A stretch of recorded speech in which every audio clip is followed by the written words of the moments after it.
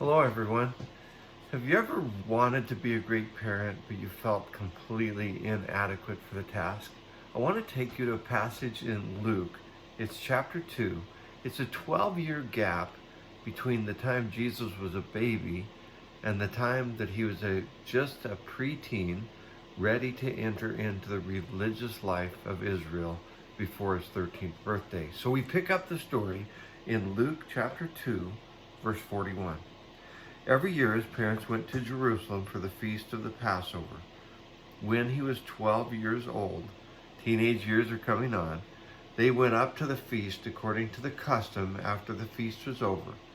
While his parents were returning home, the boy Jesus stayed behind in Jerusalem, but they were unaware of it. Can you tell this is a great story getting ready to happen? Thinking he was in their company, they traveled for a day. Then, get this, a day later, they begin looking for him among the relatives and friends. When they did not find him, they went back to Jerusalem to look for him.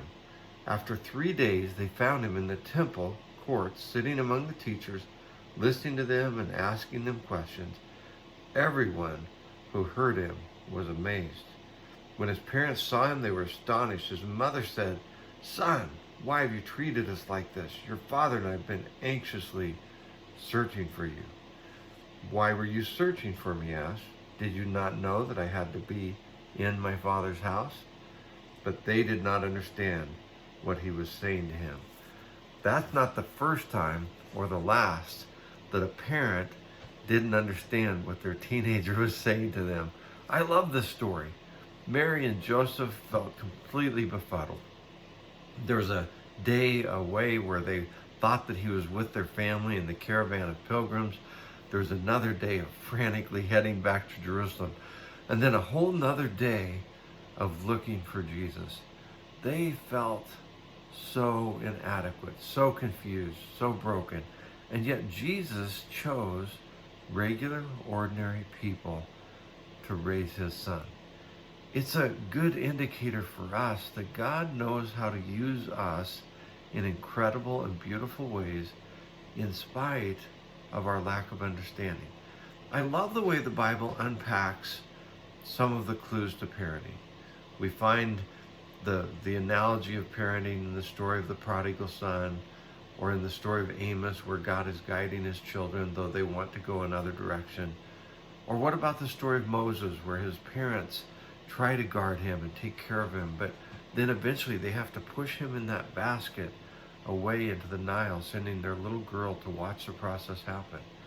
And there's Hannah, who was praying for a child, unable to conceive, and then dedicated him to the Lord, and he becomes a prophet that has an incredible impact. Or what about Elizabeth and Zachariah, who ache for a child and finally have a boy, and they dedicate him to the Lord, and he ends up being the prophet John the Baptist, who had an incredible impact on paving the way for Jesus. What about Caleb, who went against tradition and gave his daughter a blessing by giving her land? They loved their children so much, but they were flawed, ordinary, sinful people like you and I. But here's what they had going for them. They were obedient, they were available, they were open, they were willing to sacrifice. These flawed, broken, sinful, ordinary people, what happened? Their children led armies, became leaders of nations, slew lions and giants and bears. They prophesied, and ultimately, one of those children led to the salvation of the world. That was Jesus, raised by ordinary people, Mary and Joseph. The lesson: God can and will use us in parenting and in relationships if we will be open and available to him. May God use you in your relationships today as you parent well by submitting yourself fully to him. God bless you. I'm Pastor Tim.